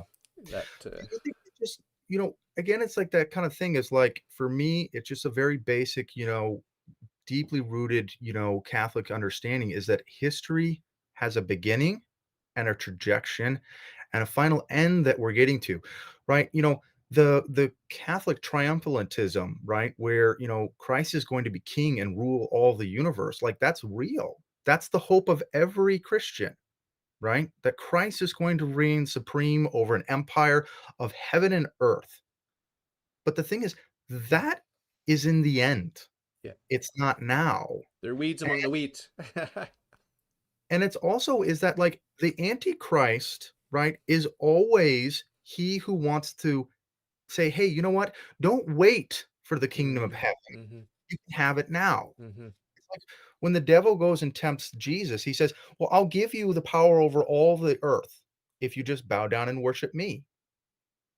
But Christ says no. And so that's always our question we have to ask is like, is the devil also having you up on the mountain, showing you the world and says, you can have all of this if you just bow down and worship me? Or do you say no and it says, I worship the Lord God and the Lord God alone? And that's hard because like we all want to create the world, we want to live in. Um, and of course, too, like, this is why it's the Antichrist. It's not just pagan, right? It's the Antichrist because like Christ also said the kingdom of heaven is here, right? Repent and believe the gospel. It's here right now. And part of how we overcome this is realizing you already have the kingdom, right? The kingdom is inside of you, right? You have been saved and you have been shown the way of Christ. And so there's no need to have anxiety or fear or like trepidation about like what we can or cannot achieve in any kind of geopolitical sense, because Christ already has you for his kingdom. So, briefly, because my wife got home and I got to go spend time with her. Yeah, But yeah, of I course. hope to have you back because you got a lot to say. A lot, I know, you got a lot more to say, and I could just pick your brain for hours and hours and hours. But I just want to ask about Pope Francis. I like him. I love him, and I trust him. I trust the Holy Spirit. I trust the Christ. I trust the church that Christ built. So it's never been an issue for me since I converted in 2009 to Catholicism. I've never ever panicked about any headline about any pope ever. Okay, but a lot of people are panicking. Um, I know that the Pope is misunderstood. I know that, but given your perspective and your lens, it seems like you have some insights that are very applicable to that misunderstanding. Given the Yeah, fact that he's living in reality, he's rolling with the punches, and he sees the weeds and the wheat, and he's treading very carefully. And he's not He's calling down thunder. He's not calling down thunder on his enemies, like John and his brother wanted to do, and Christ rebuked them, right? So he yeah, seems very Christ-like to me, and he's living in reality. He's here and now. He's not over romanticizing the past, but he's traditional, and he's not, actually, he's not some sort of atheist with a Borg hive mind looking to some sick future, right? He's got a Christian worldview for past, present, and yeah. future. So how would you characterize, the way that he's misunderstood by Catholics? I mean, by Catholics and by so-called traditional Catholics, he's misunderstood completely. I think, of course, like most people misunderstand Pope Francis. Part of that's on purpose. He likes to be misunderstood. It's part of his project. Some of it I like, some of it I don't like. Like the misunderstanding part. Like, I mean, Jesus was misunderstood, right? And he did it on purpose, right? He tells the parables specifically so people Don't don't get it. understand. Yeah, yeah. So, clarity for the sake of clarity is not a virtue, right? Now I think actually we're really actually getting to like the a stage where I wish we had been in this stage a lot earlier, and that is with having Cardinal Fernandez as the head of the DDF. So, Pope Francis, is very obscure and mysterious and misunderstood, but also people need answers, right? I mean, we need both as like human beings, right? Like, we need that, and Cardinal Fernandez is answering everybody's questions, right? Now, of course, we're finding out a lot of people don't like the answers to the questions, but they are answers, right? And I think the issue about Pope Francis, like the first thing that I think a lot of Catholics have a problem with is like they don't understand really what the Pope is at all. Um, so, there unfortunately, John Paul II and Benedict really fostered a culture of, creeping infallibility, where they knew that, the church's infallible teaching authority is very narrow. It's very narrow, like painfully narrow. But they wanted to give the impression that infallibility maybe encompassed all kinds of things, maybe in thousands of teachings, right? And unfortunately, that's kind of the dark serpent, right? The temptation for power is like instead of trying to speak to and convince Catholics as free people, right? We kind of keep them in darkness and don't communicate that, right? Like, well, these are our very serious opinions, right? As the church, we have the protection of the Holy Spirit, so we're not going to teach heresy, right? Um, that's another thing too. Like, I don't think a lot of people like realize is like, when Jesus said the gates of hell will not prevail, he meant the gates of hell shall not prevail. Now, that's a lot of people have a struggle with because they're like, okay, well, that's true, but also, the Pope can be evil. Like people also know that. Like that's another thing. Like being Pope doesn't make you a good person, right? But it does protect, right? Like the Holy Spirit does protect the papacy from heresy, right? And I think that's like really important. But of course, like just as like we have like creepy infallibility, where like everything is now infallible, we also have like creeping heresy, right? Where everything is heresy. You know, did you make a bad, decision about discipline? For example, like the most recent thing about blessing same-sex couples. Um, you might think that allowing and promulgating this is going to send a bad message, right? It's a bad idea. It's going to be scandalous. Um, that might be true, right? But that doesn't mean that it's heresy, right? And, you know, just because like, the Pope, disseminated some kind of like moral teaching or like changed it, for example, like Pope Francis on the death penalty, right? Pope Francis says, oh, here's the official magisterial teaching on the death penalty. I think it's wrong. Here is the new magisterial teaching on the death penalty. And the main purpose of that one is because I think Pope Francis really believes that, right? I mean, I think he's just like morally very convinced of that. But also it was supposed to help teach us Catholics and a reminder that, like, yeah, the moral teachings of the Catholic Church aren't infallible, right? They are authoritative, and so we have to give religious submission to them, right? We can't just ignore them outright, right? We have to try to understand what the magisterium is teaching, why it teaches. We have to try to defend and, like, come up with the best possible answers, like, well, how is it possible that the Pope could be right about this?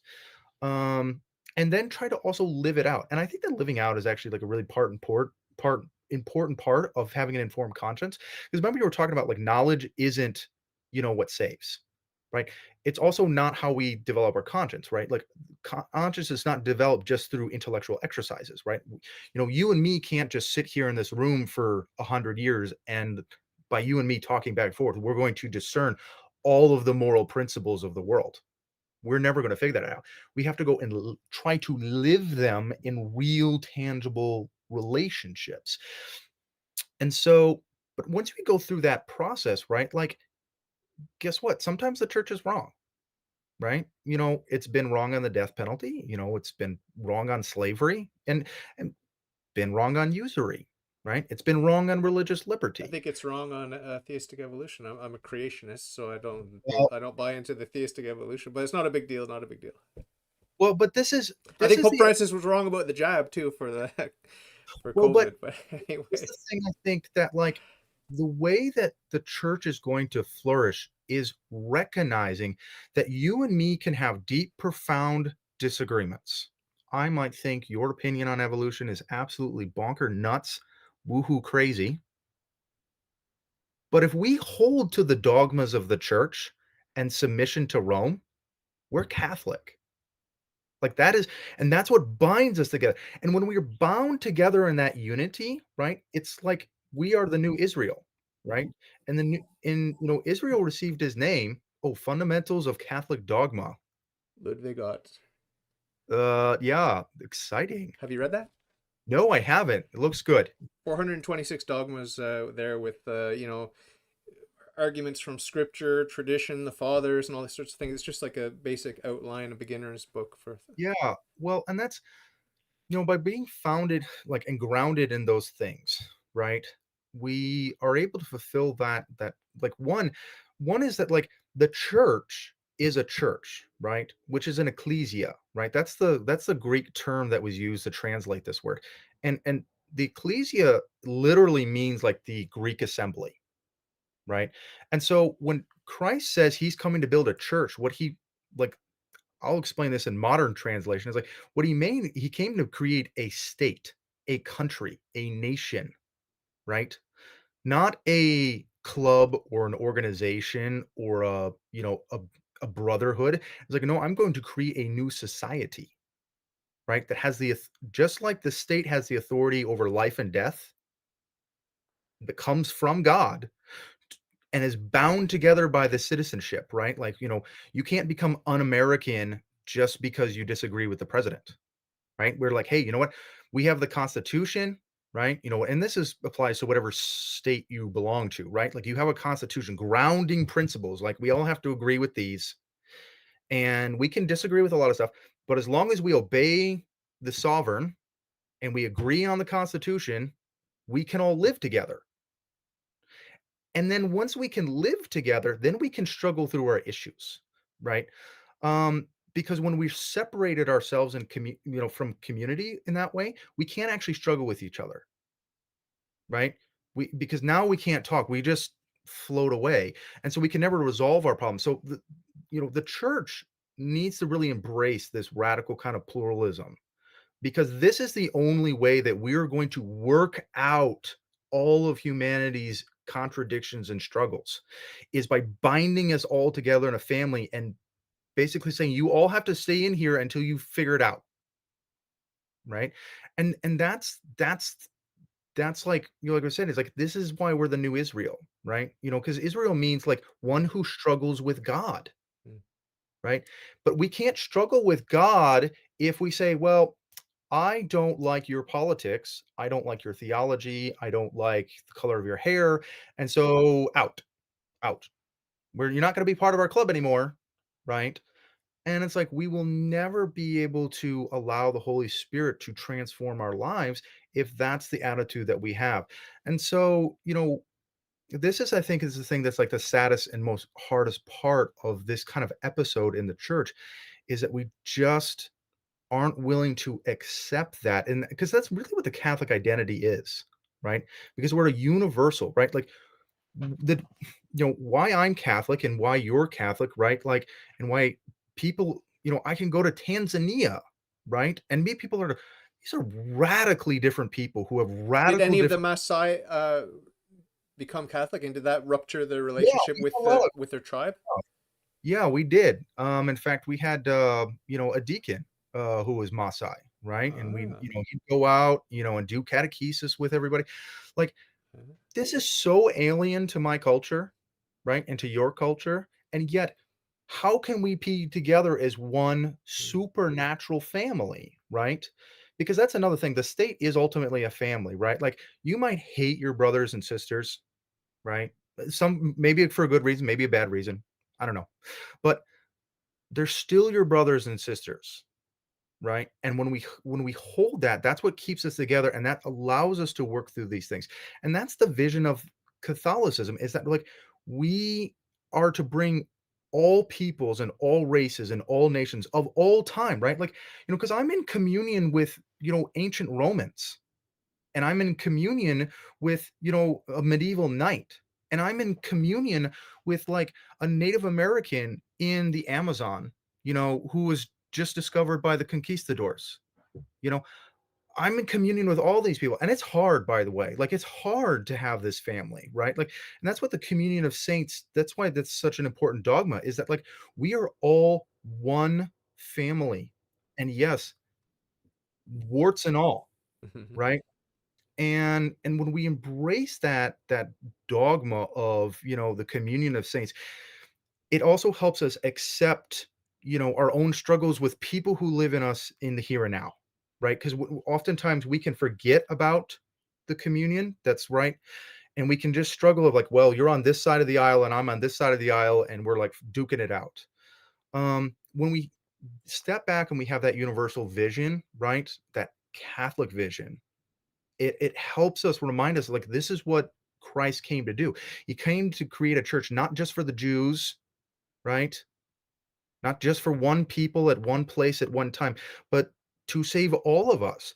And we don't all have to become Jewish, right? I mean, that was like the first council, right? There was a whole principle is that, like, well, you can be a Gentile and a member of Israel, the new Israel, right? Because you could be grafted on, and you don't have to give up your language, you don't have to give up your culture, your politics, your ideas.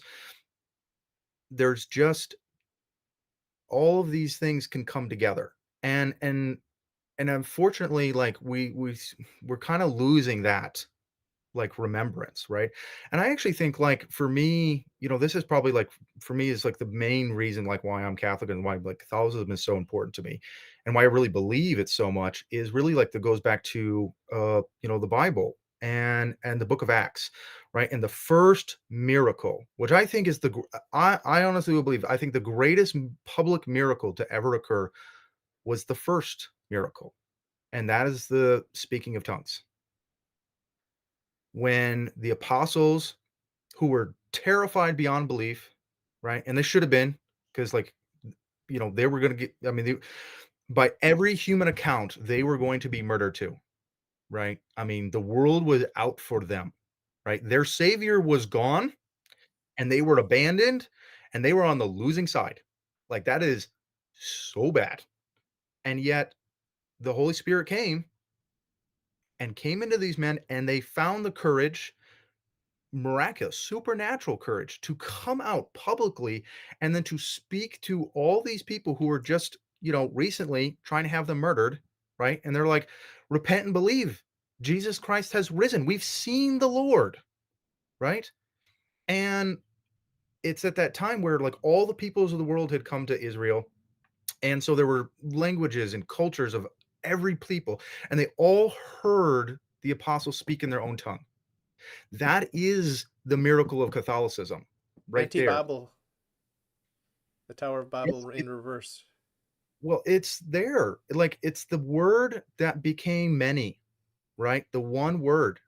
And that, you know, and the thing is, like, what's so miraculous is, like, each person didn't like under it's not like the miracle was like, well, now everyone understands Aramaic, Right, right? right, That's not the miracle. The miracle is that, like, I, as a Greek man, heard the message in Greek, my own language.